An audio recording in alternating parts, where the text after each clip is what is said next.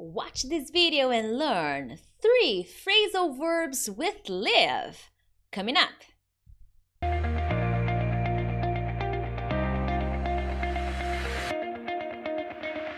Hey friends, Teacher Prix here to help you talk to anyone, anywhere, anytime in English. Hey, thank you so much for joining me on another lesson. Today is Monday, or maybe not. Maybe it's not Monday for you.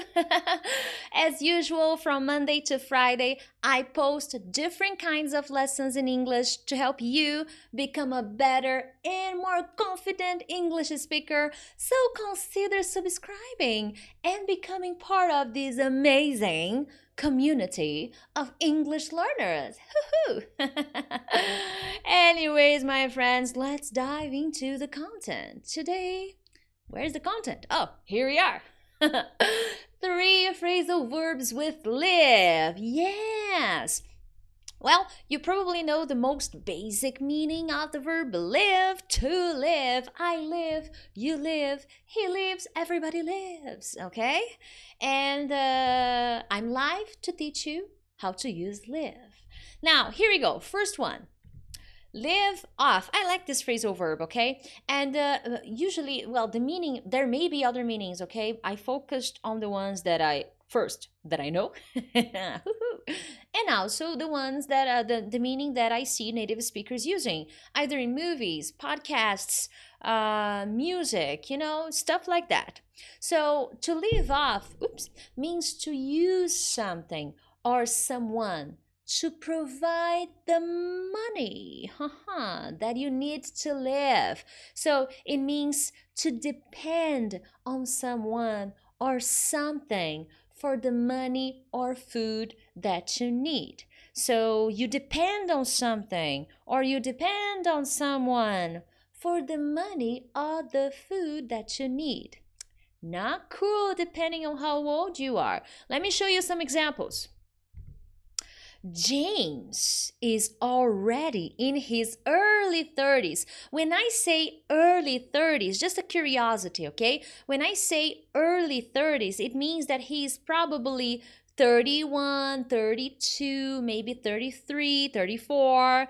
If I say in his late 30s, it means he's almost 40. He's 37, 38, 39. This is very common in English. So James is already in his early 30s, but he still lives off his parents' money. It's shocking. Unbelievable. Now, what's the meaning of this? I'm saying that James is 30. And he depends on his parents' money. Unless James has a very good reason for that. I don't think that's very nice. If you're in your early 30s, you should be living off your own money. Unless you are in a different culture and your traditions are different. But here in the Western world, in the Western area, that's not so common. When someone becomes an adult, they should live off their own money. Okay. Now another example, and guys, usually when I show this example to my students, they say, "Oh, so it's always negative." No, you don't need to use this phrasal verb in a negative idea. This phrase is not in the negative form, okay? But the idea is a little negative. This is actually a criticism, okay? He's living off his parents' money, but he's 30. Now, here the idea is that he depends on his parents' money. But I can find a nice situation to use live off. For example, my sister is great at investing. She's 25 and is already living off her investments. So what is the meaning of this example? My sister is good at investing, putting her money in good investments, stock market, bonds and everything. And she's 25 and she is already living off her investments. Are you kidding me? I'm 32 and I don't live off my investments, unfortunately. I'm learning. Okay, and maybe when I am in my 40s, I will live off my investments. But for now, I don't live off my investments. Tell me, do you live off your investments? If you do, tell me the secret. Tell me how you do it. How do you invest your money? So you see, so here is a good example. She is using her investment money to live. So that's a good thing.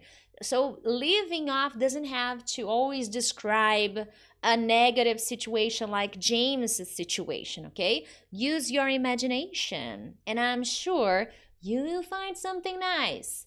And hey, if you enjoy my phrasal verb videos, make sure to smash that like button, because that way I understand that this is the kind of lesson that you enjoy and that you want to learn more about. And if you have suggestions of phrasal verbs you want to learn more about, hey, post them in the comments. You are the boss. Tell me what you want and I'll do it. I'll make the videos happen, okay? Awesome, my friends. Next phrasal verb. Live up to. I think I have a post in my blog where I talk more about live up to. I have several examples and stuff like that. I even have an expression because we have live up to and live up to the hype. Live up to the hype is an expression. It's very nice. And in my blog, you will find it. Anyways, to live up to means to be as good as what is expected or promised.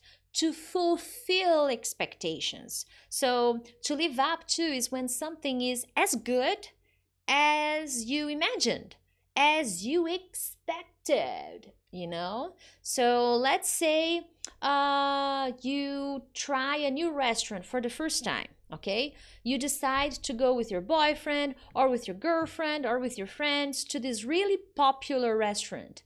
And everybody in town is talking about that specific restaurant. After you go to that restaurant, you talk to your friends and say, wow, that restaurant really lived up to my expectations. You see? So that restaurant was as good as it was promised. It fulfilled an expectation. But let's take a look at some examples here. Now, my best friend never lived up to his parents' expectations. So maybe his parents had specific plans, specific dreams, desires for his son, but he never lived up to his parents' expectations. He never fulfilled his parents' expectations. This happens a lot. Some parents have some crazy expectations from his children, which is terrible. Anyways, next example. I liked San Francisco, but I don't think it lives up to all the publicity. So there's a lot of publicity about San Francisco. San Francisco is a very famous city. You see it all the time. You see it on the internet, on YouTubers are always talking about San Francisco. But is San Francisco everything it promises? Well, in this example, no.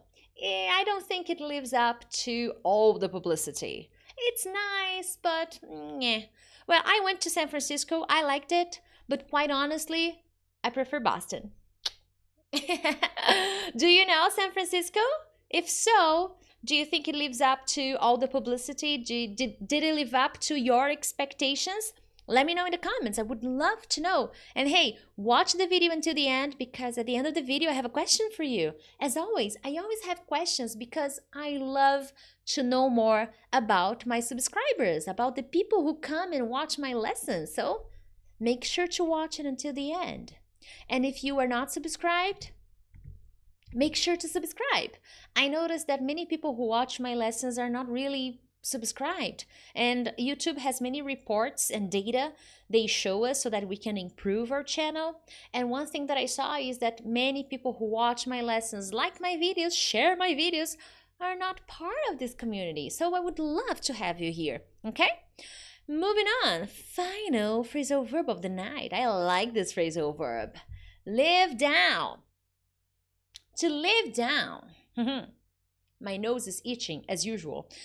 To live down means to make people forget that or yourself, okay? You can make people forget, or you yourself forget about a big mistake. Mistake is misspelled. There's a letter A missing, mistake. Or a big mistake you made, or something you did that was very stupid, okay? Or very embarrassing, or silly, okay? So you want to forget, or you want to make people forget that something bad, or sad, or embarrassing, or silly happened in the past. And here, if someone does not live something down, it means they cannot forget about it. And they will never stop laughing at you for that, okay? It's usually related to embarrassing stories, silly things that happened, and we want people to forget. We want to forget, but sometimes we can't, okay? So if you use it in the affirmative, like I could live this down, it means you could forget. But if you use it in the negative form, that means you can't, okay? Which is very common with this phrasal verb. Let me give you more explanations. Now, the first one is a little bit more dramatic. It's nothing embarrassing, but maybe in the person's mind, that is embarrassing, okay? So remember, something embarrassing is very abstract, okay? It depends on the person's point of view. Maybe for a teenager whose friends are all going to Disney, it may be embarrassing for her for not going. Like, everybody's going but me. This is so embarrassing. I can't live this down. So let's imagine a dramatic teenager, okay? Let's imagine Teacher Pricks as a teenager. I was dramatic. Not anymore. Maybe still a little. So everybody's going to Disney next summer but me. I'll never live this down, this is awful. This is so embarrassing. I just can't live this down. A little bit of exaggeration just to show you the idea of the phrasal verb. I like to use my acting skills. Now, what's the idea? Maybe for her, this is embarrassing. Hello, it's not. But, and then she's saying that she won't be able to forget that, okay? She can't live this down. She can't forget that. Now, let's see some other examples which are more popular. I can't believe your pants fell down in the middle of your presentation to the entire school, to everybody. Everybody was watching you when your pants fell down. You will never live that down, man. Everybody was watching. So you will never live that down. You will never be able to forget that very embarrassing situation. Now, this has never happened to me, but I remember that when I was a teenager, I had this dress. Do you know, do you know Marilyn Monroe? And there's this, I don't know if it's a story or if it happened in a movie, but she had this dress and the wind blew a little stronger and her dress came up. This kind of happened to me when I was a teenager. And but I was lucky because it was just me and my friend. So he could never let me live it down, because every time we were together, he was like, I saw it, Priscilla. But he was my friend and he was making fun of me. So every time we were together, he would remind me of that moment and he would never let me live it down. True story, okay? Thank God it was just my friend. Now, Susie saw you in your pajamas. She will never let you live it down. Now, let's imagine a situation. Why am I talking about pajamas? Maybe it's a silly pajamas, okay? And maybe Susie saw you in your silly pajamas. Haha. If she's a friend, she's gonna make fun of you. And she's never gonna let you live it down. Okay, she's never gonna let you forget it, that she saw you in your silly pajamas, if you know what I mean. Do you have silly pajamas? I do. It's nice. I like to sleep in comfy clothes, okay? And sometimes silly pajamas. Anyways, I have like a pajamas that has like doggies all over.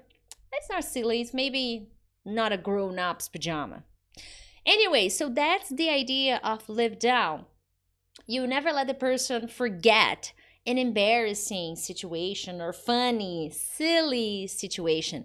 Sometimes it's not embarrassing. It's just that it's personal. You don't want people to see it. You don't want people to see your funny pajamas, okay? It's yours. It's personal. It's private. So if your friend sees you in your silly pajamas, you feel a little embarrassed, you feel a little shy. So in this case, my friend would never let it down, okay? And would never let me live it down. My friend would never let me live it down because it's just too funny, okay?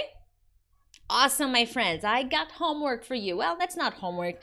I just want to know about you, okay? Come back here in the comments, participate. I love to hear your stories. It's amazing. I love to see the stories you have to share with me. Now, is it easy or difficult for you to live down an embarrassing situation? I want to know here in the comments, is it easy or difficult for you to live down an embarrassing situation? For me, it's kind of difficult. You know, when something embarrassing happens to me, it depends. If I am with my family and friends, it's okay. If I am among strangers, then it's kind of hard for me to live it down. So I want to know about you. And do you have any funny story of something really embarrassing that happened to you and you can't live it down? Let me know in the comments. I want to know everything, okay? Other than that, my friends, I hope you have a wonderful weekend. A wonderful night. And other than that, I will see you tomorrow for another English lesson, okay? Bye-bye.